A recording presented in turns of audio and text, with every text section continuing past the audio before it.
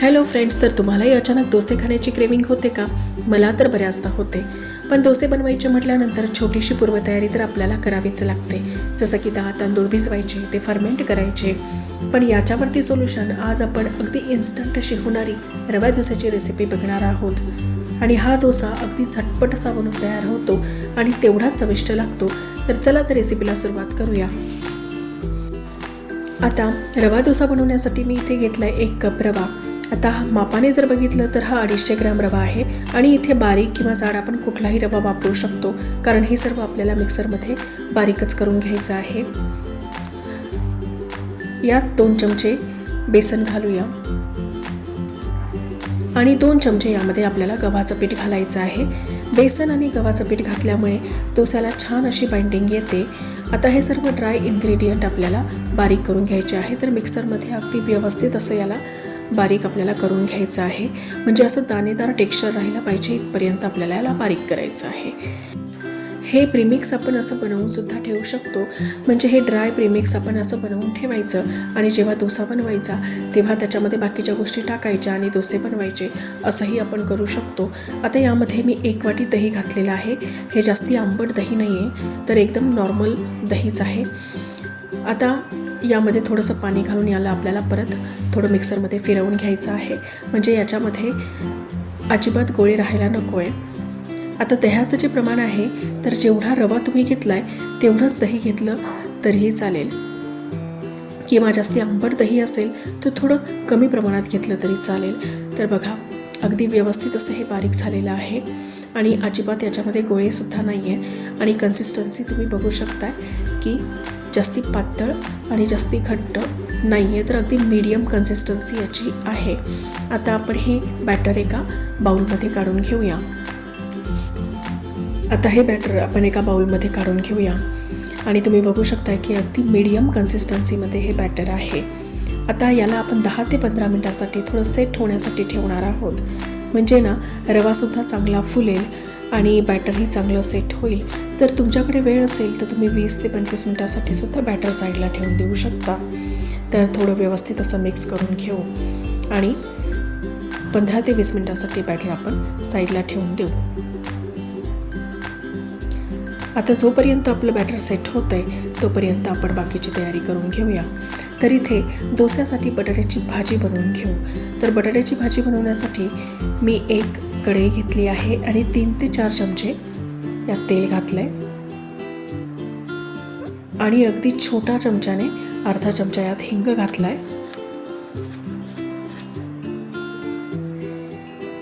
अर्धा चमचा मोहरी यामध्ये घालून घेऊ आणि अर्धा चमचा जिरं घालूया.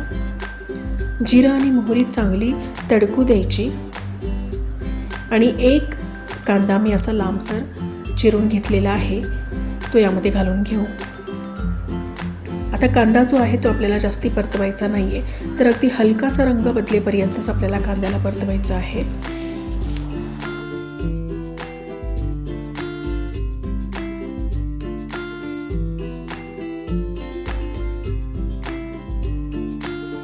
कांद्याचा हलकासा रंग बदललेला आहे. आता याच्यामध्ये मिरची मी बारीक चिरून ठेवलेली होती ती घालून घेते आणि 10 ते 15 कढीपत्त्याची पानंसुद्धा घातलेली आहे. आता मिरचीचं प्रमाण तुम्ही तुमच्या टेस्ट अकॉर्डिंग ठेवू शकता आणि थोडासा लसूण असा बारीक चिरून ठेवला होता तो सुद्धा यामध्ये घालून घेऊ आणि थोड्या वेळासाठी याला परतवून घेऊया. अर्धा चमचा हळद यामध्ये घातली आहे. हळद तेलामध्ये जर घातली तर छान असा रंग हळदीचा येतो आणि हळदीचा कच्चेपणा सुद्धा निघून जातो. अर्धा चमचा धनी पावडर घातला आहे आणि चवीनुसार यामध्ये मीठ घालून घेऊ.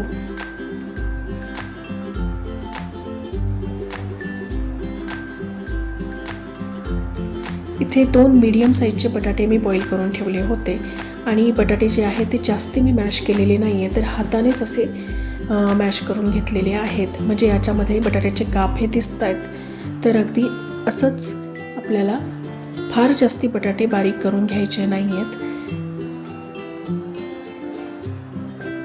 तर आता व्यवस्थित असं मिक्स करून घेऊ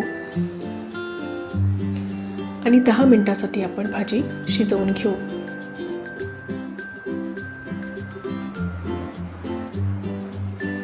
तर यामध्ये अगदी थोडंसं पाणी आपल्याला घालायचं आहे.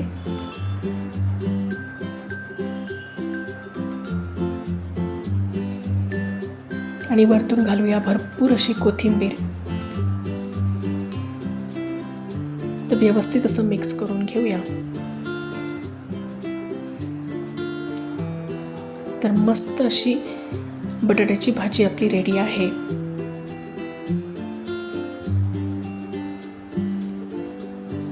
तर चला आता आपण चटणी बनवून घेऊ. तर चटणी बनवण्यासाठी मी 10 ते 15 हिरव्या मिरच्या आणि थोडे शेंगदाणे जे आहेत ते कढईमध्ये थोडेसे भाजून घेतलेत. यामध्ये 1 पाकळी लसणाची घालूया. आणि तुमच्याकडे जर ओलं नारळ असेल तर ते सुद्धा तुम्ही यामध्ये घालू शकता, पण आज माझ्याकडे नाही आहे. आणि ही रोस्टेड चणा डाळ आहे, किंवा याला आपण डाळवंसुद्धा म्हणतो, जे आपण चिवड्यामध्ये टाकतो, तर तेच डाळवं आहे. हे छोटी वाटी 1 वाटी मी घेतलेलं आहे. आणि चवीनुसार यामध्ये मीठ घालून घेऊया. आणि हो, मी यात कोथिंबीर घालायची विसरून गेले. तर यात कोथिंबीर आणि पुदिना जर असेल तर पुदिना पण थोडासा घालायचा. अगदी छान अशी टेस्ट येते आणि चटणीचा रंगसुद्धा मस्त येतो. आता यामध्ये अर्धा लिंबू असं पिळून घेते आहे, किंवा दही असेल तर तुम्ही दहीसुद्धा यामध्ये थोडासा आंबटपणा येण्यासाठी घालू शकता. थोडं पाणी घालून आपण याला ग्राइंड करून घेऊ. तर बघा, अगदी व्यवस्थित असं याला ग्राइंड करून घेतलेलं आहे. आता ही चटणी आपण अशी सुद्धा खाऊ शकतो, पण जर याला तडका दिला तर याची टेस्ट अजून जास्ती वाढते. तर आपण याला जिरे मोहरीचा तडका देऊन घेऊया. तर एका तडका पॅनमध्ये मी थोडं तेल घेतलं आहे. त्यात थोडा हिंग घातला आहे, अर्धा चमचा मोहरी आणि अर्धा चमचा यामध्ये जिरं घालून घेऊ. आणि जिरं आणि मोहरी चांगली तडकू द्यायची. आणि यामध्ये 10 ते 15 कढीपत्त्याची पानं घालून घेऊया. आणि हा जो तडका आहे तो आता आपण चटणीमध्ये सोडून देऊ.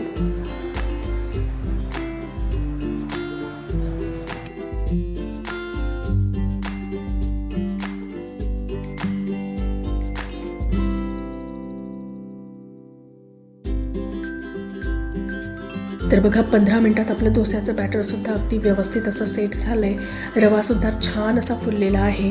आता याच्यामध्ये आपण चवीनुसार मीठ घालून घेऊ.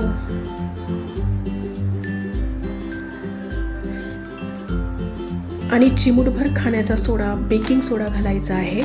आणि थोडं त्याच्यावरती पाणी घालून आपण हे व्यवस्थित असं मिक्स करून घेऊया. आणि आता डोसे बनवून घेऊ. तर डोसे बनवताना तवा हा चांगला गरम करून घ्यायचा. आणि तवा हा व्यवस्थित असा गरम झाला की त्याच्यावर पाणी टाकून तवा थंड करून घ्यायचा. त्यानंतर थोडं तेल घालून तेल हे तव्यावरती व्यवस्थित असं पसरवून घ्यायचं. आणि मग डोसा करायचा. जर ही प्रोसेस आपण डोसा बनवायच्या आधी केली तर डोसे अजिबात चिटकत नाहीत. मग तो तवा हा नॉनस्टिक असो किंवा लोखंडी तवा असो.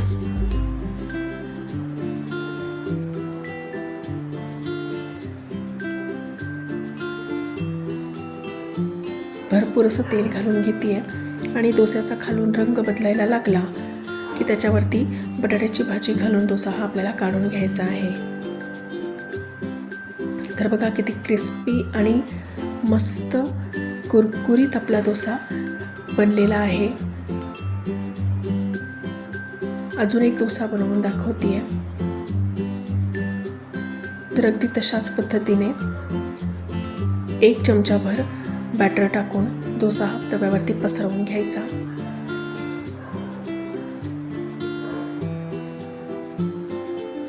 आणि एक साईड डोस्याची क्रिस्पी झाली की डोसा हा काढून घ्यायचा. तर बघा, किती क्रिस्पी डोसा बनलेला आहे. तर अगदी इन्स्टंट आणि झटपट होणारा आपला कुरकुरीत असा डोसा रेडी आहे. तर तुम्ही आवाज ऐकू शकताय की किती कुरकुरीत आपला डोसा बनलेला आहे. आणि रंगसुद्धा डोस्याला किती सुंदर असा आलेला आहे. जर आजचा व्हिडिओ, आजची रेसिपी जर तुम्हाला आवडली असेल तर प्लीज व्हिडिओला लाईक करा. आणि व्हिडिओ हा तुमच्या फॅमिली आणि फ्रेंड्समध्ये नक्की शेअर करा. जर माझ्या रेसिपीज तुम्हाला आवडत असतील तर प्लीज चॅनलला सबस्क्राईब करा आणि शेजारचे बेल आयकन देखील नक्की प्रेस करा, म्हणजे नवीन व्हिडिओचे नोटिफिकेशन तुम्हाला येईल. आणि मस्ट ट्राय रेसिपी आहे, एकदा नक्की तुम्ही तुमच्या घरी हा झटपट असा होणारा रवा डोसा ट्राय करून बघा. आणि माझ्यासाठी काही सजेशन असतील तर ते सुद्धा मला प्लीज कॉमेंट करून कळवा.